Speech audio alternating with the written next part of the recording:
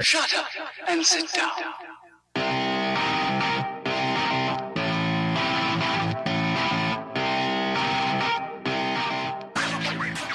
All these down guys are super strong, beef mountains. Gonna ride my bicycle, no matter where I go. I'm gonna take it fast, I'm gonna take it slow. I'm gonna go over there, over that log and tree. I'm gonna take it to see you, I'm gonna take it to see me. What's kickin' little chicken? You are listening to the Dialed Podcast with Matt Legrand, Evan Price, Lance Hepler, and Jake Von During. Tip of the day from a quote by Abraham Lincoln. Give me 6 hours to chop down a tree and I will spend the first 4 sharpening the axe. It's never too soon for some good old-fashioned preparation. Can't go far on a bike with no radio star. So I strapped my Walkman straight to my handlebars, duct tape and roads with cameras and air guitars. People laugh, people holler, I don't care. This ain't fair, it's war out there with the Mustang pantyhose. It's cold out there with their mustaches. Woohoo, bikes. Hi, welcome back to the Dial Podcast. I'm Jake Von During, and I'm here with Matt friggin' Legrand. What's up, ladies and gentlemen? It is looking lonely in here. A little bit lonely. It's just me and Matt sitting here in the old lab. So that can only mean one thing. Lance is on the road? Question mark. Live on location. Lance Hepler, what's up, buddy? Yes, it is Lance Hepler live from the road. I am currently sitting in the parking lot of the Olive Pit in Corning, California. Like you do. I don't think I've ever stopped there. My wife is a huge Olive fan. Is she shopping right now? Is she like, I'll do the podcast, yes. You shop, and then she's going to come back. She's like, an hour and a half, and she's going to be not done shopping. That's going to own stock in the store. Yep. She's in there. She's stocking up on olive and garlic. So, That's which awesome. I hate olives. So this is all for her. This is a stop for pure love, is what it is for the wife. I'm gonna stop there next time I'm down there now. I've never stopped there. Where are you headed to now, Lance? I'm headed back to Orange County. Believe it or not, I'm going to Dana Point. I have been invited to some bigwig investor seminar. People still think I'm important in the investor world, so I got invited to some summit thing that I'm going to go spend a few days down there, and I drug the wife and the dog along with me. And I've got some bikes with me. Hopefully I can get out and do some bikes. So that's where I'm at the moment. Which bikes did you take with you? I just got the gravel bike and a road bike with me this time. Nice. Did Brandy bring some bikes too? Brandy's got her gravel bike with her. Okay. So yeah, we'll do some biking here somewhere along the way. It's kind of nasty stormy right now. So yeah. So we're shopping for olives instead of riding bikes at the moment. Awesome. All right. Well, how about some backpedaling, boys? It's been a minute since we've done that. Matt, do you want to start us off? I've been so busy with cross country. The good news is I've bbeen bringing the mountain bike to races and going to weird places and biking around a little bit that way. I did set up a slight. So usually I have like an indoor trainer in the upstairs of my house or whatever, but I actually moved a lot of stuff downstairs into the garage, inspired by David Goodman, who is like our neighborhood stalker because he will, often be riding in the garage, just kind of like checking out the traffic of the neighborhood. And everyone knows him as the guy who like bikes in his garage. So very inspired by him. And I did like one small workout on the trainer, which just feels like you're letting everyone down, right? Where it's like, weather's gross now. We've had a lot of rain over the past week. Oh, yeah. It's indoor training time for me. Other than that, a lot of product testing. So still working on Wahoo Roam review, which did require some outdoor biking and watches. Watches galore. Lots of them. Cool. So you're setting up your indoor training. I put it in the garage. In the garage now. I know. So I have multiple trainers, so I could have like a spot upstairs and a spot in the garage. Oh, okay. Do like a brick workout. You go like you have to run upstairs. You have to run upstairs. Run the stairs a few times, and then run down. It's just that sometimes it's actually nice to be in the garage where you get like a blast of cold, wind or air or whatever in the garage. And sometimes it's nice to be inside where it's like nice and warm. You can warm up inside the house. Once you're nice and warm, you run out to the garage. Down. Yeah. I tend to like to it's like I have plenty of bike trainers. I just don't have plenty of bikes. So it's more like, I tend to want to indoor ride on the old busted TT bike, which I could just move around. It's not hard to move, but it's getting in the way of my brick workouts. Lance. Yeah. Backpedal. You've done some stuff. Backpedal. New things. Oh, I have done some stuff. This last weekend were the Cyclocross Crusade races out in Cascade Lock. It was just a 2-day party out there. It was so much fun. There was a race on Saturday. We've had nasty weather all week, so it was a proper muddy, nasty race. You probably didn't, Lance. You probably didn't race, but did someone from Canada race? Well, there was a Saturday race first, and then the Sunday race was a costume race. So I raced on Saturday in the 50-plus field, and I've been barely cracking the top 20 in that field at these Cross Crusade races. But when the mud comes out, this big body shines a little bit more. So I ended up 10th on Saturday, which was nice. Super great result. I really enjoyed it. Sunday is the costume race, and I did not race, but Duke Kaboom, Canada's greatest stuntman, showed up.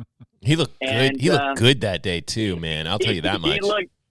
He looked good. So it was a ton of fun. How did the mud hold up against Duke Kaboom's? I would say 97% white costume. Yep. Yes. If you don't know Duke Kaboom, I mean, he's from Toy Story 4, and I was in a full white jumpsuit with a cape with a giant Canada maple leaf on it, and a white helmet that I had attached to my regular helmet, and it was a blast. Everybody called me Captain Canada or whatnot. It got completely destroyed, more or less, in the mud. So it was so much fun out there racing. Everybody in costume, but everybody's still racing really seriously.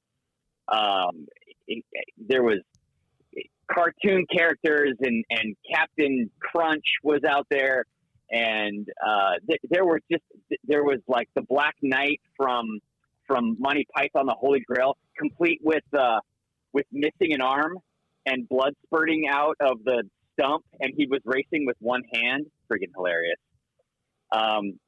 There was just a ton of great stuff. It was fun. That day, my race did not go so well. Right after the start, literally 5 seconds into the race, I was ramping up, and it looked like I was going to slot in until about fifth position. And at the first turn, 100 meters into the race, I connected with a guy and completely crashed.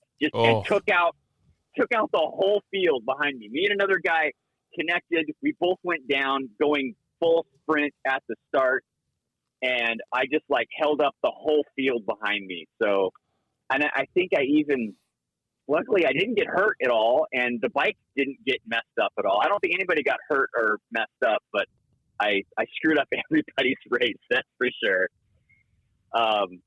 So I think as I went flying over my handlebars, I even yelled, "Wahoo!" I mean, I was just having fun with it. But after that, I'm like, okay, I'm not going to do well in this race. So I just kind of plodded along. I still tried to go hard. I ended up 20th that day in costume, but I won one of the costume prizes because the Duke Kaboom costume was pretty popular. A lot of cyclists wearing white pants. It's like a thing. I think it's a popular thing for cyclists, and I think yours was particularly see-through, and that brings a whole new element to racing. When you went down and crashed, did your costume hold up okay? The crotch split out just a little bit. Oh. Not that there was much hiding from that see-through white. Yeah, the suit was pretty sheer, so I wore some Superman underoos underneath it, and that's it. I had no chamois, no kit at all. Mm-hmm. I just had my Superman underoos underneath it, and it was sandy. It was muddy.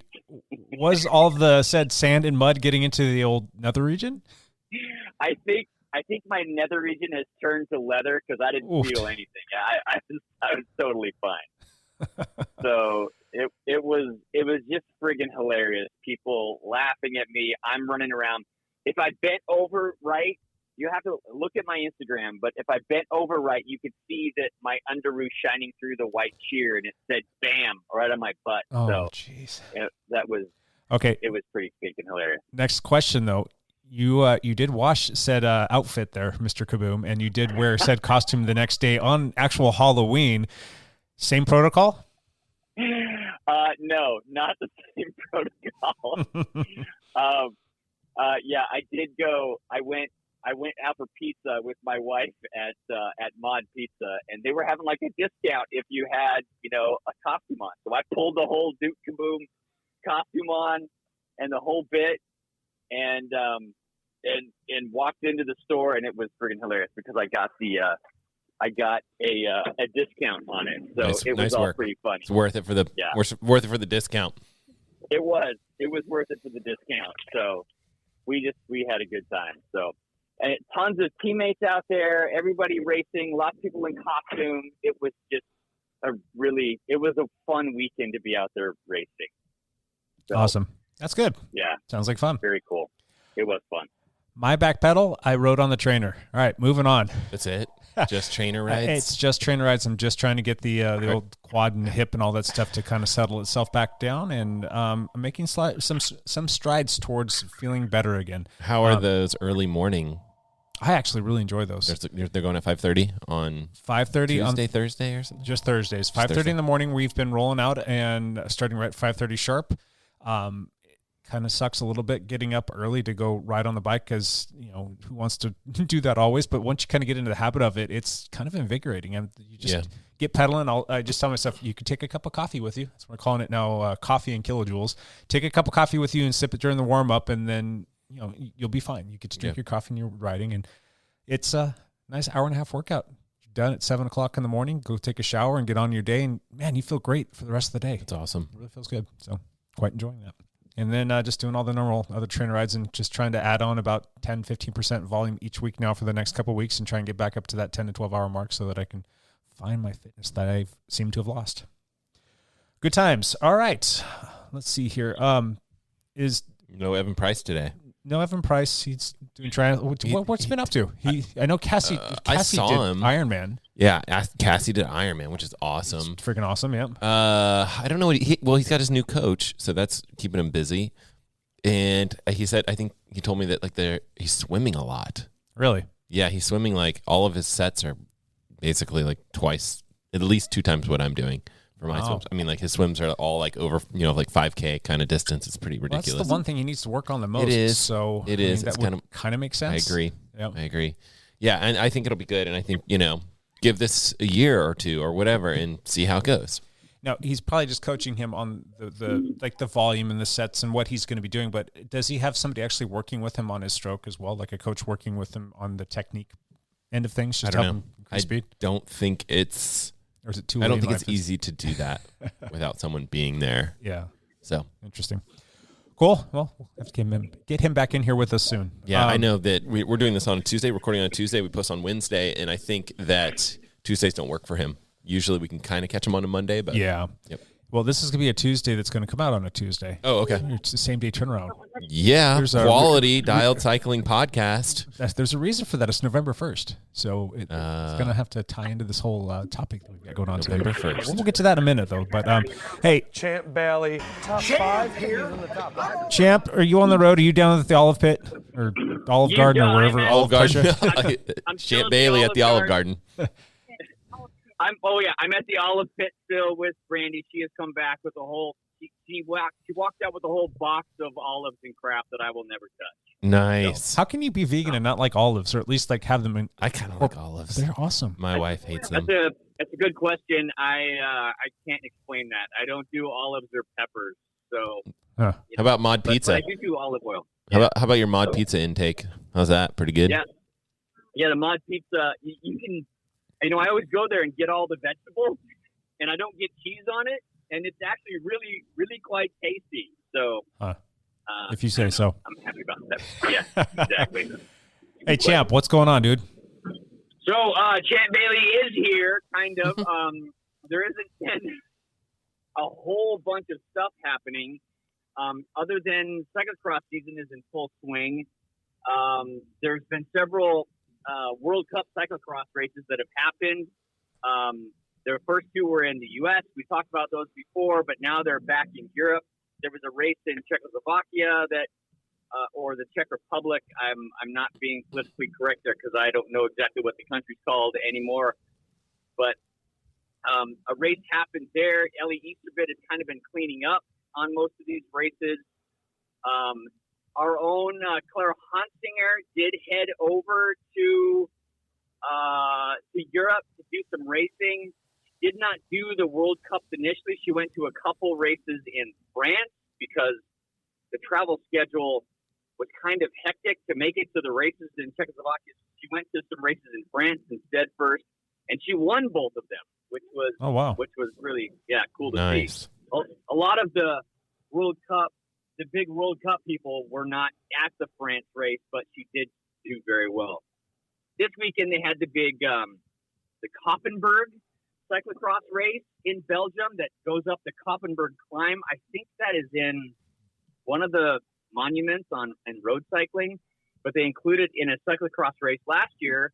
Claire Hansinger won that race, but this week I think she ended up fourth in that race. So World Cup race, she ended up fourth. Actually, I'm not sure if it's it might not be a World Cup race, but it's one of the prestige races in Europe. So that's what's happening in cyclocross on the world stage.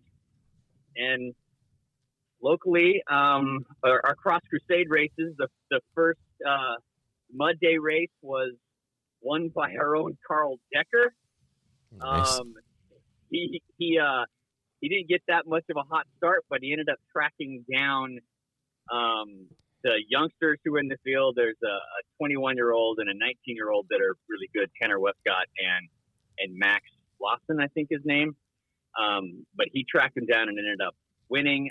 On the costume day, I think Max Lawson won, or was it Tanner Westcott? See, I'm not even very prepared because I'm in my car and I'm traveling around. But very fun. Our own Paul First, he's probably not into the lab yet, but he raced single speed on both days.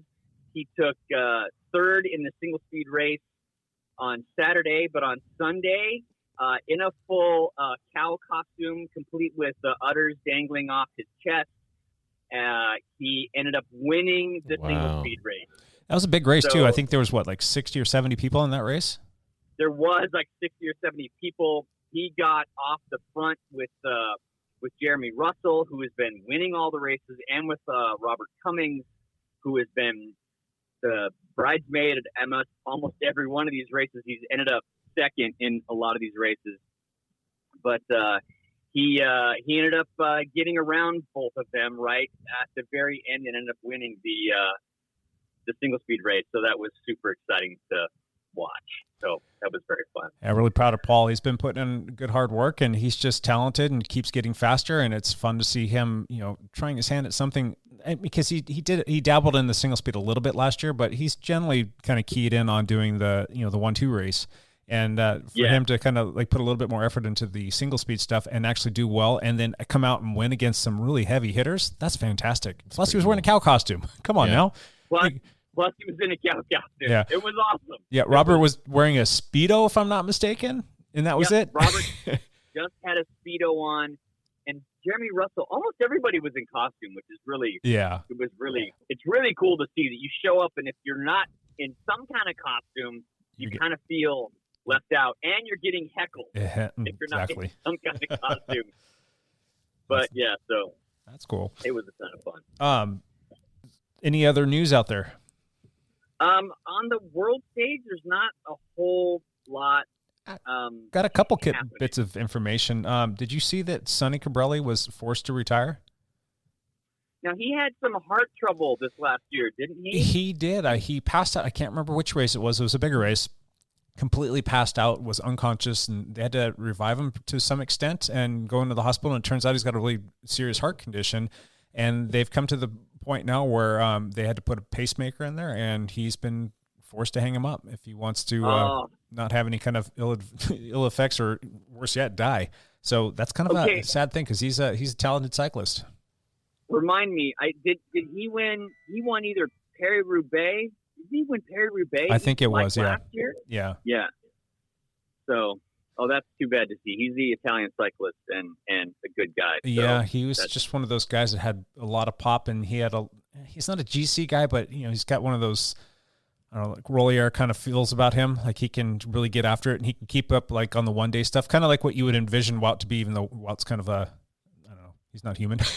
He's kind of like that kind of a rider. So that was sad. And then the other thing is the Cavendish still doesn't have a team. It looked like he was going to sign with that Hotel B&B team, and I think that team might be folding now, and so he's still kind of just floating out there and not with anybody, not signed.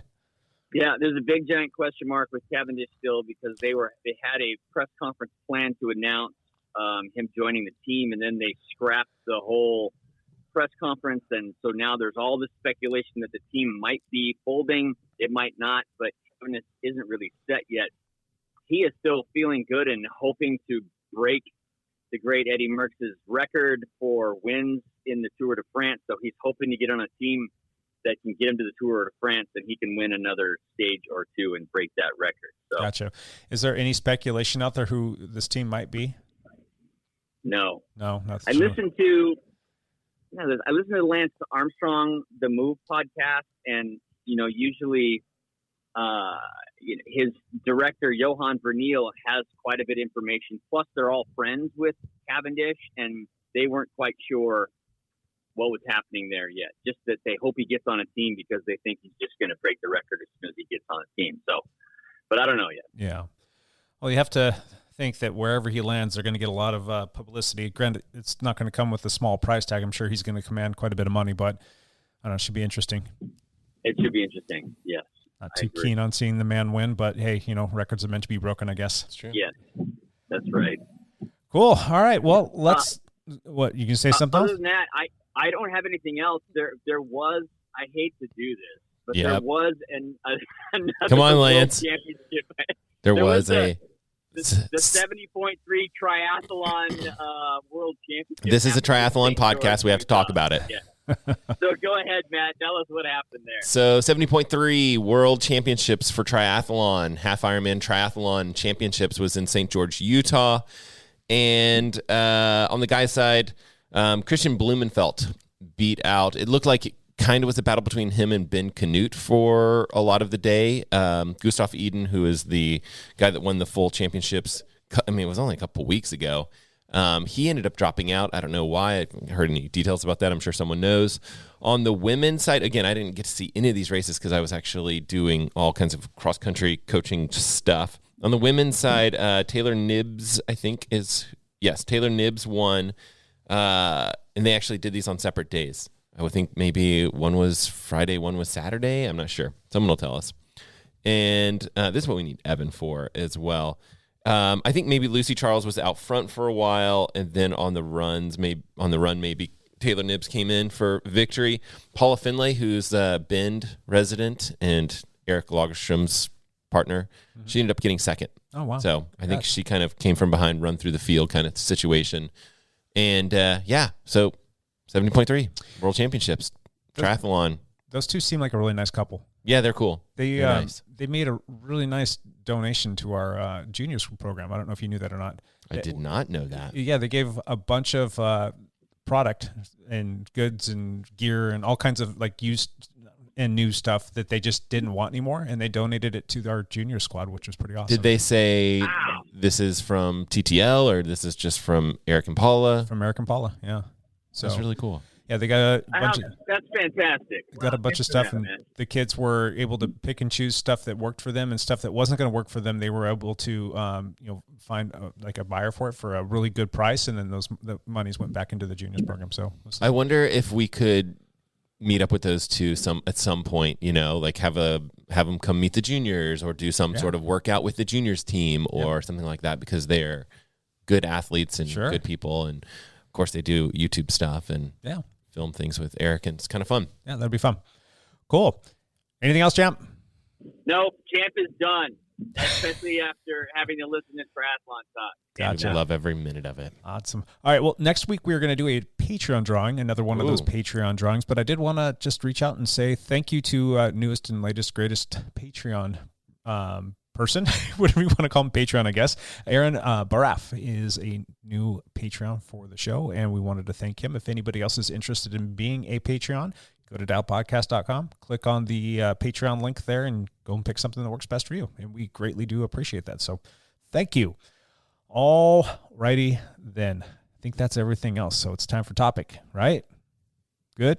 Yeah. All right, let's move forward. Do it. Cool. All right, so it's November 1st. It's the 1st of November, and this is that time of year, and this is kind of a little bit of a self-serving thing. It's just, I don't know, it's a little bit off for what we typically do because it's not really cycling specific, but it can tie back into that. But it's that time of year where if you aren't putting something on the calendar, if you don't have something kind of driving your habits and your motivations, it's really easy to kind of fall into this whole like, all right, it's the holidays, it's cold and crappy weather outside, I don't feel like training as much because I'm burned out. And there's just so many different factors that will come into play. And all of a sudden, you'll get to like the middle or end of December and you're like, well, that wasn't productive. I didn't log nearly enough miles and ate all of the things and gained too much weight and my fitness is in the tank and I need to start getting ready to do something about this. There needs to be a name for this like time of year where it's like Halloween candy. We've got all of that. You've got all the candy. And then you've got Thanksgiving.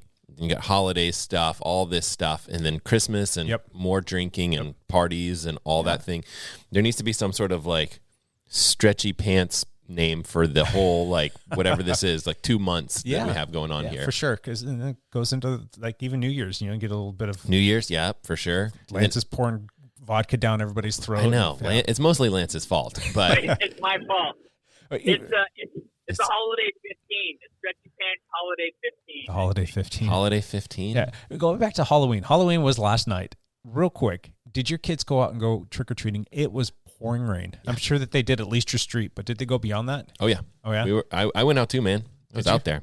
So my job every year is to stay home and hand out the candy. Yep. And then my wife always takes the kids, and this year was just the kid, the youngest one. Perfect. But my son still went out trick-or-treating. I'll get to that in just a second. But I've got this little tradition. I keep a little Post-it note on the door because I want to keep track of how many kids come so that we can look at this thing and see what we need to buy for next year. Okay. And plus, we'll make a note of when the first kid comes and the last kid comes. I've got about a decade worth of Post-it notes that you need to post this data somewhere.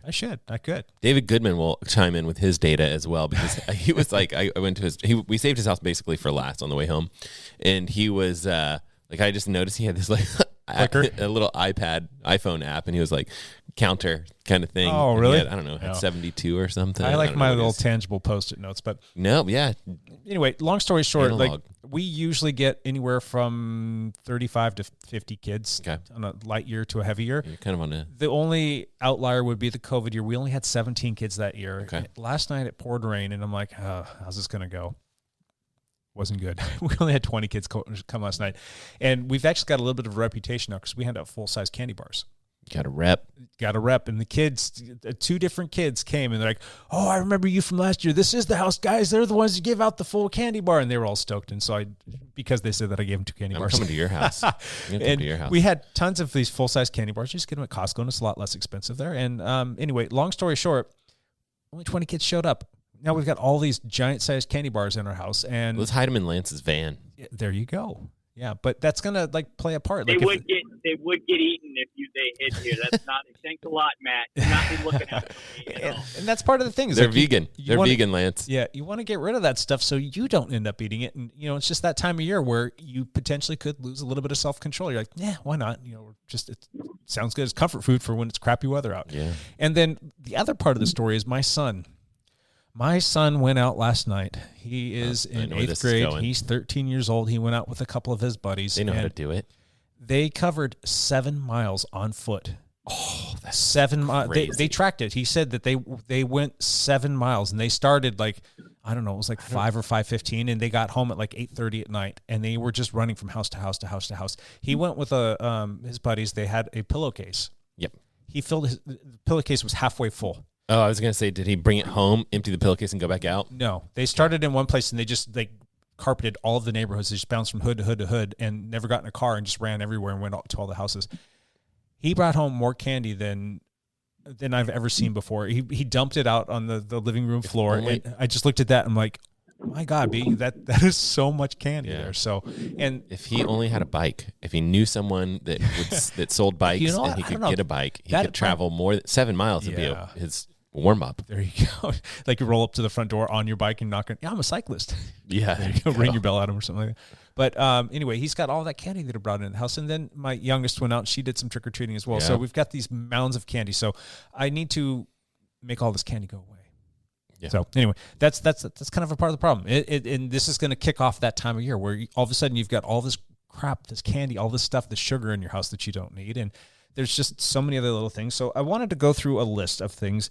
And there's a couple things where we can just start making plans for making better habits. But I wanted to come up with a list of challenges that we could potentially sign on to as a podcast crew. And if the listeners want to get involved in this as well, that'd be fantastic. Bring it on. And these challenges, ultimately, I want them to help us become better athletes, better, I don't know, more fit, more healthy people. So I've got a list of things we can pick and choose. If there's something that you guys think is lame, we can throw it off. If there's something you guys think you want to subscribe to, let's do it. And the goal is let's do it every day this year, or not this year, but this month. And then if we want to roll it out to the rest of the year, we can do that as well. So, all right, Lance, you got anything to add before I start going through some things here? No, let's hear the list. All right, the first one that I ran across was called Planksgiving. Planksgiving. Yep, doing planks every single day, and you can either just come up with a set amount of time, or we can start it like easy and slowly progress over the course of the month. You got to build. Yeah, I don't disagree with you. So I can come up with a couple different options there, but I think building, like starting off with something simple. Is it going to start up simple for broken shoulder guys? Yeah, I've got 2 of those. So you start with I only have one. 20 or 30 seconds, and then we can maybe try and get up to, I don't know, like a minute and a half or 2 minutes by the end of the month. But it'd be a daily thing. So Planksgiving is the first one. The second one sounds terrible. Is coming up with like a weight loss challenge. But there's a couple things that you can tie back into that. You can be, we've done something like this before. Counting calories. I don't even remember who won these things. The weight loss challenge. I think we've done that twice. And we were, I think you actually won it, if I'm not mistaken. I probably, because I'm good at like stuff like that. Like just like, oh, I just won't eat for 2 weeks. Like, I'll just starve myself. But that's the thing. Are you going to do that otherwise? I mean, I don't know if that's necessarily healthy, but I mean, are you going to try and lose weight through the holidays if you don't have something looming over you? I think probably more along the lines of January 1st or something like that. Who knows? Yeah. Maybe. And I think we should put some money on this too, because you know why? Because Lance, we'll tell Lance it's more than it actually is. He's going to be going to Europe for like 3 weeks or something like that, and we know that he's going to fall off the wagon. This month? Oh yeah. Then like later this month. Yeah. Then Lance, whoever loses that challenge, yeah. whoever's last place is going to really get in trouble. I leave next week, and I'm going to Europe for like 4 weeks. And like 10 of those days, I'm on a cruise where everything is included. I'm going to fall so far weight off loss the wagon challenge on the stupid cruise. Ooh, Lance, I have an idea for you. Get a photo of you planking in for the next like 30 days, and your pictures will be the best because they'll be like, I don't know, in front of the Eiffel Tower or wherever you're going. I don't know where you're going. Probably not Paris. We're going to Amsterdam, Germany, Belgium, Greece, Turkey. I don't know. Yeah, you can probably get some good photos. Planking photo ops are like endless there. Yeah, I like that. All right. The next one is we all come up with a vice, and we have to quit said vice for the entire month. That's another one. Crack cocaine. There you go. Vodka. Lance's vodka problem. So another one would be no processed sugars for 30 days. That's a good way to mitigate that whole Halloween candy that thing. One would be that hard for me. I don't know. I'm trying to think of what has processed. How many pieces of candy did you eat last night? 1. And it was the tiny little Snickers thing. Wow. I know. Someone was like, what number is that for you? And I was like, it was at the end of the night. I was like, this is number 1. I don't know. Not a sugar guy? Well, I like it. It's just, Do you eat like ice cream or? No, so we have, like a dessert night, certain nights of the week or whatever. I'm sure you have something similar at your house because otherwise kids want dessert every night. And I usually skip it, like the ice cream stuff. But I'm a carbs guy, man. Like I'm like beer. Well, and beer, all those things have sugar in them too. But it's like, give me beer, give me bread, all those things. Gotcha. No fast food. That one's easy for me. I don't eat it. So I don't know if you go out and eat fast food much. But Where does something like, I don't know, Chipotle or Mod Pizza, because we know Lance can't skip. Yeah, Chipotle and Mod Pizza are considered fast casual dining. It's not actually fast food. Are you just saying that because are you just saying that because you like to eat there? That's how he justifies. Yeah, it does make me feel better about myself. Okay, casual good. dining.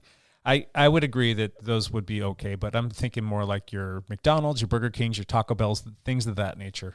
Dairy Queen, where's that lie? That's pretty high up on that scale too, probably. I know for our cross country race, like the kids will go to Dairy Queen after. It's like our annual tradition after the state meet next weekend. So might be hard. All right, another one would be setting a bedtime every night. That would be difficult for me. It's not that.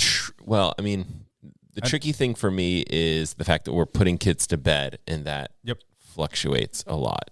Where it's like trying to get the kids to bed at a certain time. Let's say that you're going to bed at midnight and you're getting up at 5:30. You could probably do yourself a bit of justice by going to bed at, say, like 10:30 or 11. Yeah, my problem is I don't ever go to bed at midnight. Like last night I was working for an extra hour after all the Halloween stuff, right? But most of the time I'm going to bed at like 9:30. Really? Yeah. Oh yeah.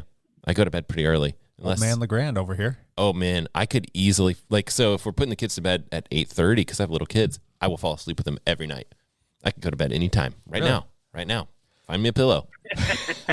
Yeah, I think I finally got to bed last night at about 11:30, and I was up at 4:55 this morning. Yep. I don't know why. Just that's what time I got up. But I usually get up between 5:30 and 6 o'clock every day, regardless. So sleep's important. What about you, Hepler? Yeah, I usually am in bed by 10 o'clock. I'm usually asleep by 10 o'clock. I don't have to put my kids to bed anymore. My 22-year-old daughter and her fiance are living with us right now. Just put them to bed. Let me tuck you guys in. They're usually in bed by like 8:30. They go to bed. That's hilarious. Wow. Which is kind of funny. Of course, they both are early risers and go to work very early. But they go to bed early, and I'm like, I guess I'm going to bed too. But all right, well, that one's gonna be probably too much of a moving target. We'll just toss that one. But I think that A, get a bunch more sleep, and B, maybe we could say get 7 hours a night plus sleep. Some people that's not enough, but for me that's a great goal. If I get 7 hours every night, man, I'd be happy as I'll get out. Yeah, that's a good goal. My goal is 8 when I have you're setting your watch goals or whatever. I can't remember the last time I got 8 hours of sleep. I get 8 occasionally. It's probably been a decade at least. Yeah. Pretty crazy. Yeah. I don't have trouble getting 8 hours of sleep. You guys don't want to hear that. So. I think it's good. Good to hear, Lance, because I think all the people that don't sleep well, it's not healthy. Dry November. Yeah, I think I like those ideas. I mean, I think potentially take January off. I typically do that. My wife and I have done that the last 3 years. Yeah. We've taken January off, and I've actually taken it so far as to say I'm going to take February off too. And I even went halfway into March a couple of years ago. Yeah. And I mean, I don't drink that much to begin with, but it's one of those things where that does help out in the sleep department. That does help out in the recovery department. Helps with sleep. I usually lose 5 pounds just from not drinking. Yeah, and your beverage of choice is beer. This time of year, I kind of like to have wine, like a red wine or something like that. Yeah. But yeah, I mean, I don't know. I like beer too. So last night I had probably beer and a half. I think I had half a beer, and we went out to go trick or treating. So I left Fallen Soldier behind, and then I think I had a glass of wine also. So that's a fair amount of drinking for me. Wow, 2.5 drinks, and yeah. So it's just one of those things where it's there were people in our house coming around, having food, all these other kids, all this stuff. So there was it's the social drinking thing for sure. Yeah. I don't think that any of us necessarily has a problem with that. Lance, maybe questionable. Lance has a little bit of a problem. But that's definitely vodka for breakfast. Yeah. That's definitely one of those things that you can help yourself out. I think that I would personally put that on the table until January, kind of like you. And, when it's this time of year and if it's Thanksgiving and it's Christmas and we're going to go visit my family and whatnot, we're going to sit around having a glass of wine might be kind of nice. So that one would be one of those things where I would lose, and it wouldn't be for any great reason. Right. It's just, it's a social thing to do for me and my family. So we should challenge it because we'll do January 1st. Yeah. We'll do some sort of January 1st challenge. I'm sure. Put a pin in that one until January. Of course, I hold on. Of course, I don't drink. I never have, and I have never started drinking, so I'm not going to start now. It's just not a part of my life. But You think you could win that challenge? Maybe I could win that challenge. But on the Whoop data, one of the things they track, or you can fill out this survey every morning, is whether you had alcohol the day before, and it has a pretty significant impact on the quality of your sleep. Oh yeah. So this is all anecdotal, not anecdotal for me because I don't know how this feels, but people will fall asleep easier if they've had a drink or two, but the quality of their sleep through that night is not as good. So you don't get as much restorative sleep if you've had a few drinks the night before. So I think it's interesting because a lot of the watches will look at your HRV data and your sleep stages. So that's like you go into deep sleep, REM sleep, and it'll look at that stuff and it'll give you a sleep score. And it's not just Garmin. There's other companies that do this, but sometimes you can tell like, oh, these nights that I've had whatever it is, over 2 drinks or whatever, like, oh, those nights are not that great of sleep. You're getting a score of 70 something instead of 80 or whatever, so it'll take a little ding to your sleep for sure. Your sleep score, if you track that stuff. Yep. All right. Here's another one. Drinking 100 ounces of water every day, at least 100 ounces of water. There's days where I drink way more than that, but there's a lot of days where I'll get to the end of the day is like, well, crap, I haven't drank hardly enough. I start every single day. The very first thing I do is drink 20 ounces of water. I get up, I go downstairs, I drink water, and that's before coffee, before everything else. That's a good way to start the day, but there are some days where it's like I drink that, and then the next time I drink a glass of water might not be until we sit down and have dinner at night, and that's another 20 ounces of water. I'm like, well, that's not nearly enough, and I noticed that with respect to like my energy levels. Sleeping habits sometimes will like get a little screwy, and there's just a myriad of other things that will kind of go sideways on me if I don't get enough water. But what are your thoughts on maybe adding that as another little? I think that so I think I drink a fair amount of water. I mean, sometimes it's bubbly water and things like that, but Sure. I think I drink plenty, or I think I drink over 100, but tracking it is a different step, right? Because what you track, you improve upon a lot of times. And so, well, and that's another thing. You said you think you drink over that, but you don't know because you maybe aren't tracking it. Sometimes it's like, oh my gosh, how much coffee did I drink today? Or it's decaf, but I will sometimes drink, 4 cups of decaf or something. Sure. How about you, Lance? How do you do with the old waters?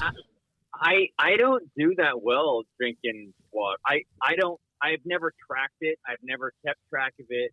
So this would probably be a very good challenge for me. There's water in the Monster energy drinks, Lance. So you're good. I do drink one of those every day. I do have a Monster energy drink every day, and I'm probably the idiot on the podcast that still drinks diet soda. Yeah, that's not good for you. Once a day, I still have diet Pepsi or something like that once a day. So, that'd be a good challenge for me. So drinking plenty of water. Keeping a food journal, does that ever appeal to you guys? Would you track They work. They definitely do, but I mean, would work. you do something like MyFitnessPal like every day for a month? Could. It'd be interesting because it'd be a pain in the butt. That's part of being a challenge though too. Yeah, exactly.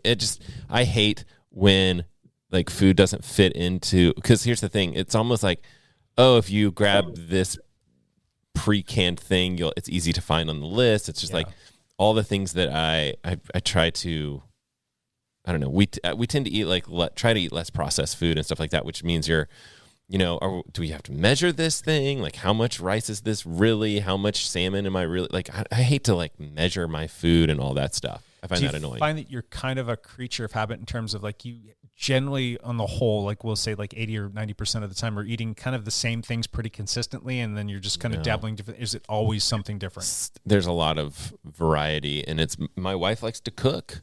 That's why I'm fat. But is it stuff that's just presented a little bit differently? Is it just, this kind of salmon, that kind of salmon, the other kind of salmon? Like you're just dressing it up different ways? No, she likes to try different recipes. Okay. And so then you're like, I don't even know. She made this we had salmon and steak and this weird rice thing. And I don't eat steak, so I just ate the salmon. I have no idea how much salmon I had, but I had a fair amount of it. And then this rice thing had sweet potatoes in it, had all kinds of different stuff in this little rice dish. She had a name for it. which I didn't remember because I'm dumb. And I have no idea like how much of that I ate either. So I hate tracking that stuff. But I do know that if you're going to be less likely to snack if you're going to be like, okay, I had this snack and I have to write that down. Yeah. And so I think it's a good challenge. It's just not easy. I find that if you've never kept a food journal for a month or two, there is absolutely value in it. So it does get a little exhausting when you're trying to find, like MyFitnessPal is a pretty good app for tracking food, and they have a lot of stuff in there, and it will remember some of your favorites. So if you eat some weird rice, sweet potato bowl, you can make an entry with that, and then it will remember that entry, which is helpful. But the best thing about a food journal is that you absolutely think twice about what you're eating because you know you have to write it down. And so you just tend to be more careful about it. Yeah. Unlike now, when I'm not keeping a food journal, I am going to eat that whole bag of Haribo with no issues. I think I'm getting kicked out of my spot. Hold on. I wonder how a food journal would go for Lance while he's on a cruise. Would you do that, Lance? Would you take the time to sit down and do it? I mean, it really doesn't take that long. I mean, to enter a full meal that you've never had before, you might be taking 1 to 2 minutes of time once you get proficient at using the app. But it's the I'm having dinner with my wife and I'm pulling out my phone. Like you can do it after the fact. That's a big slap on the butt cheeks right there. Yeah, I don't get the slap on the butt cheeks. I just get the stink eye. But at the end of the day, I mean, you can remember, just take a quick picture of what you had for dinner and then sit down afterwards when it's your time and just go enter it in real quick. Yeah. You can guesstimate in terms of how many ounces of salmon that is, or how many cups of rice. I'm not good at estimating, but yes, you could. That's taking the picture is not a bad idea. Would you do something like that, Lance? Is that something you could subscribe to for the month? I could. I would do that. It's always helpful when you do that. I'm sorry about the noise.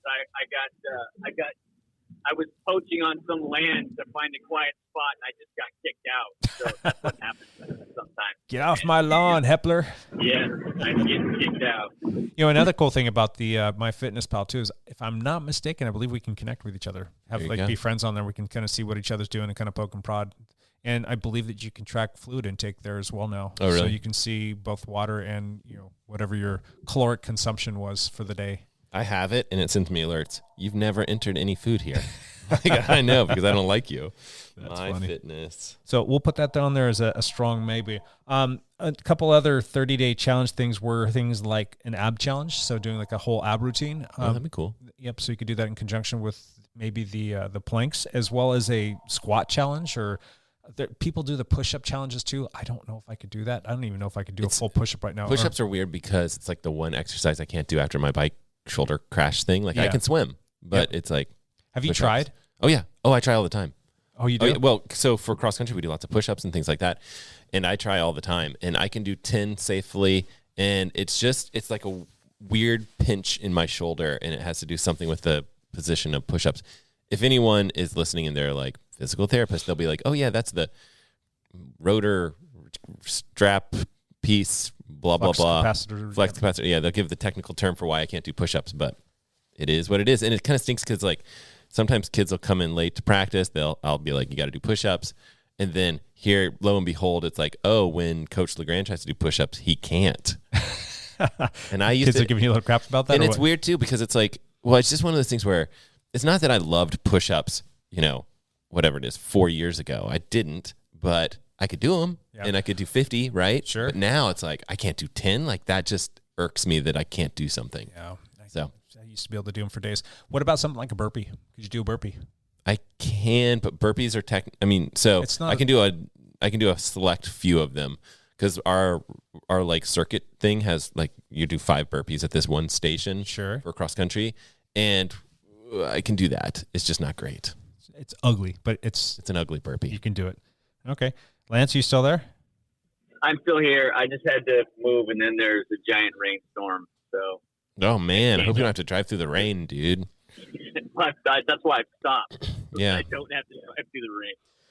I have to be cautious about different moves, because every time I try to do something strength related like that, my back eventually blows up on me. So burpees might be bad. Squats might be bad. Yeah, those two movements aren't copacetic with my fragile back. How about planks? Planks okay? Planks are okay if I work up to it. Don't just get down and try to go for 2 minutes right off the bat. What was that day? There was some day where you were like, I did 2 hours worth of some sort of strength exercising drills, and now what was that, 2 years ago or something? It was. Yeah, I was trying to incorporate some weight movements and weight training into my routine so that all in. I could be faster, and I ended up it backfired. Yeah, it kind of ruined the whole season for me. So where for all of us old dudes, we're gonna have to really settle, put the ego aside and just be and pink padded weights. We just need to be careful. Right. Right. Exactly. All right. I don't have much more in terms of the fitness stuff. I've got a few other things I'll touch on in just a moment. Those will be more maybe kind of fun things. But is there, of that list of things that we've talked about, is there anything that you guys would want to subscribe to? And I know that we're kind of just not winging it, but we're just kind of coming up with this as we go. Do you want to put one thing on the list? Do you want to put 5 things, 3 things? What are your thoughts? You know what? With this kind of stuff, we could easily do one of these a month. One of these a month? I'm just saying, for funsies. If you win, you win. If you lose, you lose. No big deal.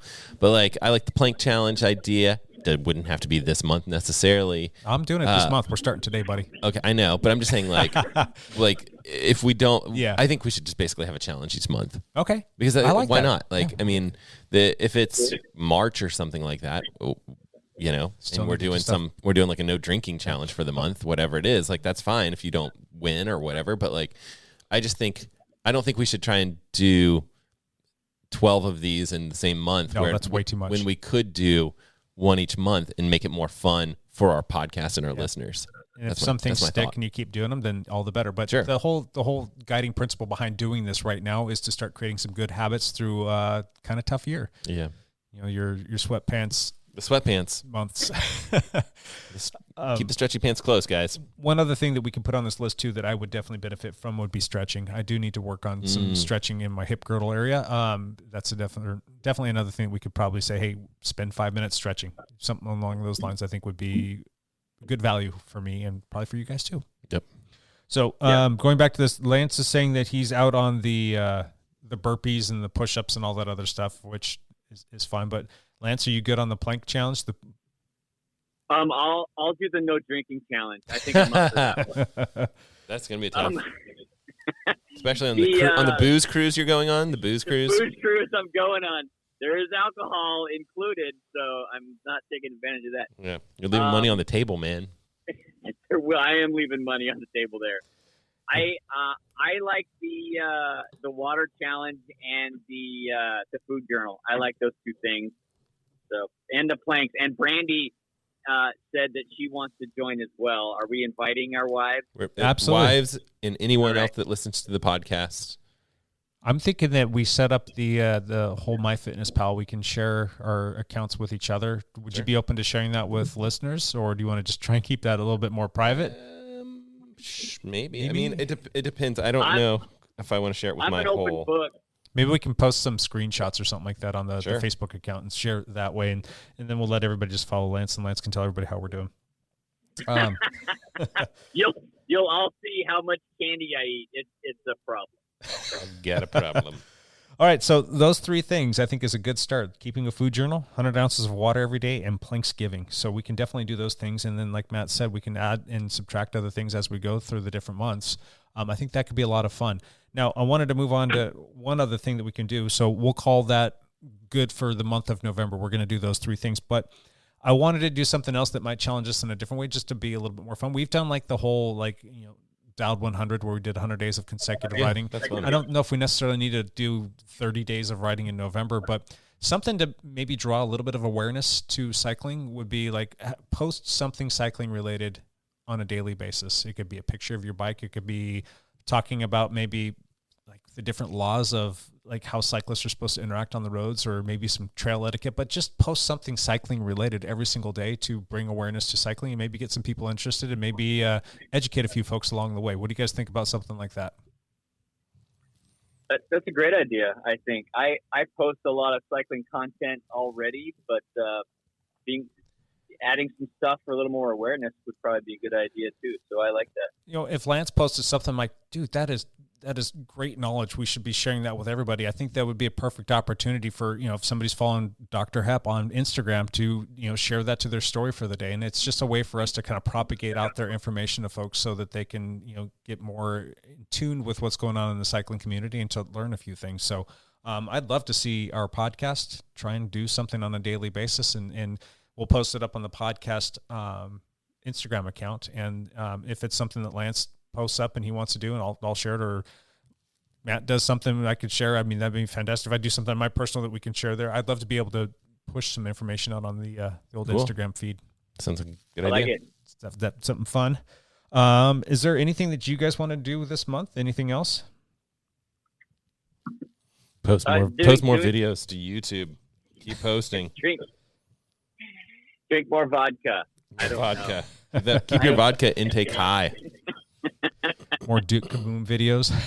All right. Well, I think that's going to be about a wrap there. I know that this stuff is kind of corny, kind of cheesy. It's an easy topic, but I think that it's going to get some people motivated, myself included. So I really thank you guys for, humoring me here so that I can try and get myself on target. I've got some work to do to get myself back into fitness after this whole quad thing. And I do think that this will be a good place to start. And I'm thankful for that. So let's go ahead and do this.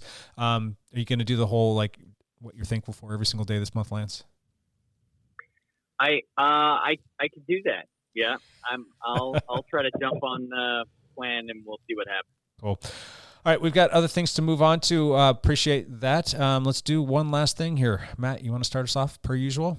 Okay. Last week I posted a video about the Coros foot pod, and it's interesting because, of course, I mean, it's not like an item that I recommend that people need. It's questionable, but Coros is basically coming right back and releasing 2 watches that are coming out on Thursday.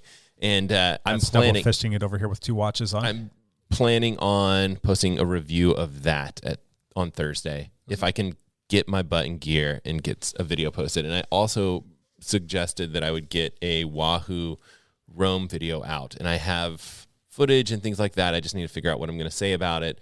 I kind of have in mind like how the video will go.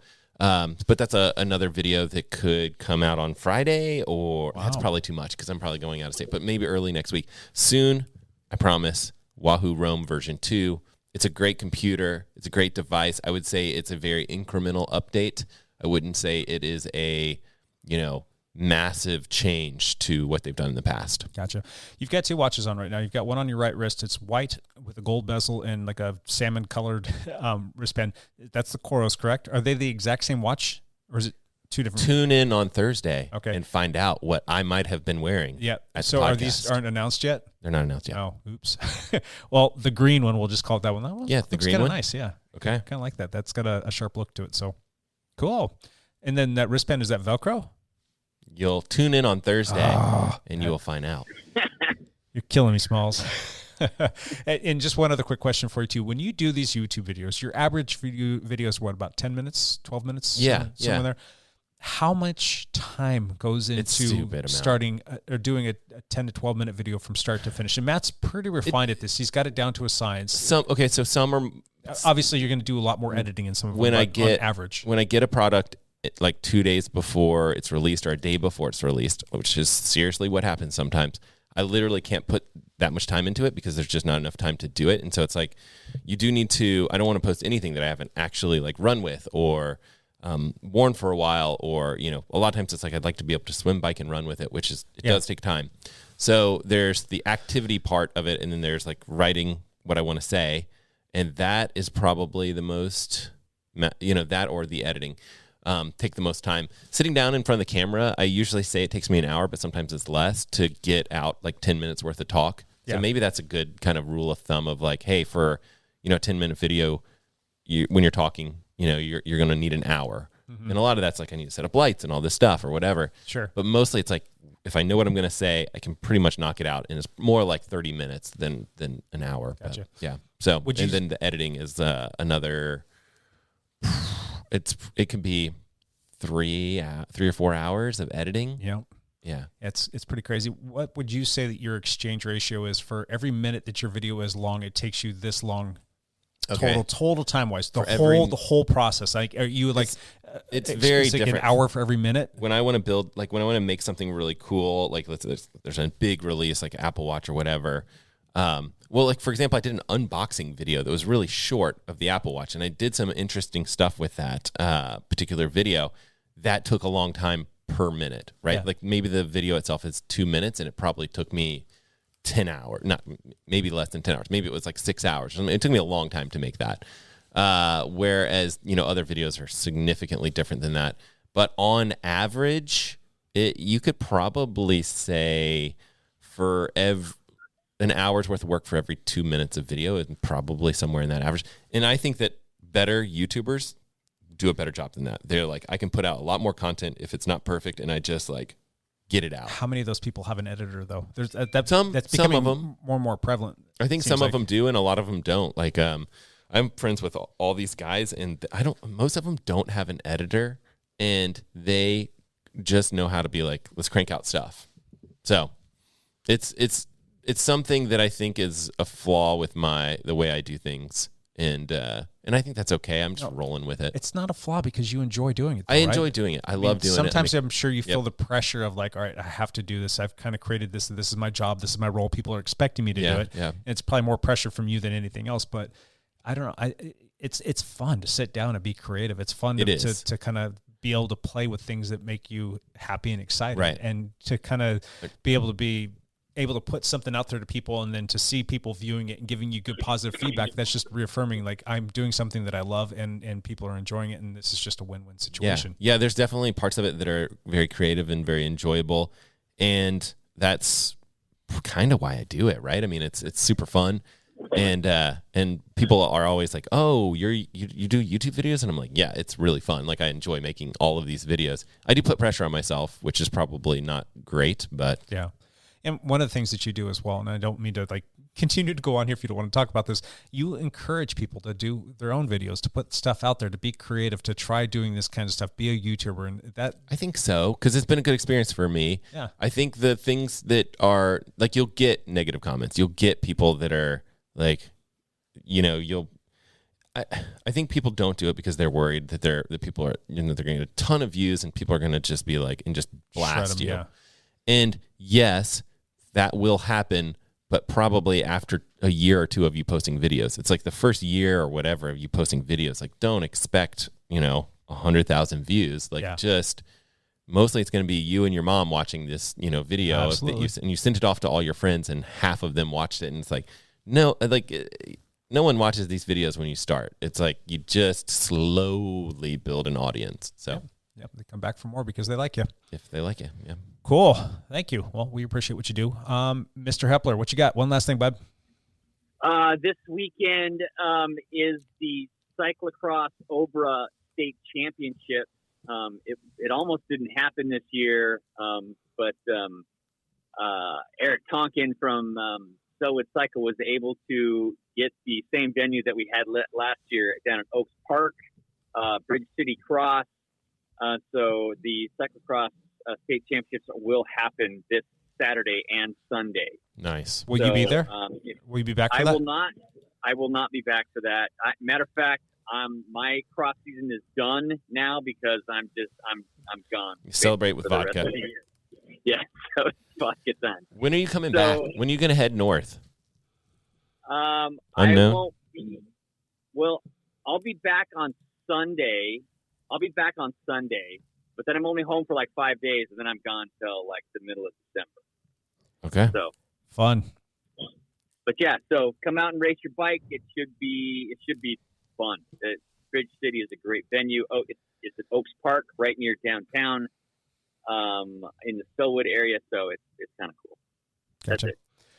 All right. My one last thing is 1 week from today will be 4 years since we lost our good friend Michael Myers. Wow. And it's still kind of mind-boggling to think about that and everything that's transpired since he's left, but still miss the guy dearly, and that's going to be the reminder that we need to do our annual Michael Myers Memorial Ride.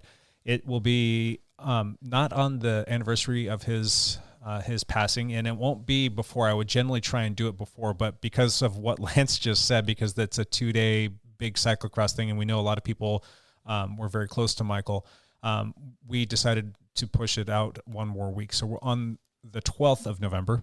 We will do his memorial ride. We'll do the same thing. We're going to ride out to, was it Ryan Trevelli Road? And we'll go out there and have some coffee and donuts at Michael Meyer's little tree that we kindly, adopted as him. It's got a nice little peekaboo view of Multnomah Falls, and we'll ride out there and do that and back. It'll be about a 44-mile ride, if I'm not mistaken. And it's going to be, just one of those rainy days, and just come out rain or shine and enjoy it. And we'll get together and we'll just remember Michael. It'll be a fun day.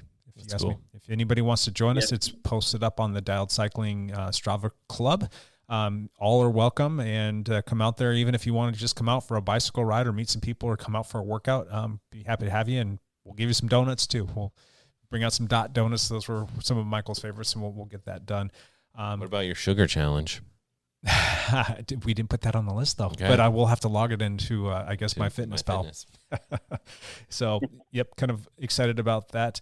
And the other thing is, I guess there's one last thing. The other thing I'll say for me and Lance, we did put out a video for YouTube last weekend. I saw that. The Varia Radar RCT 715 video. So that was fun. Yeah, that's a good one. Matt's got it down to 30 minutes per minute, and I think mine's like 2 hours per minute, but it is what it is.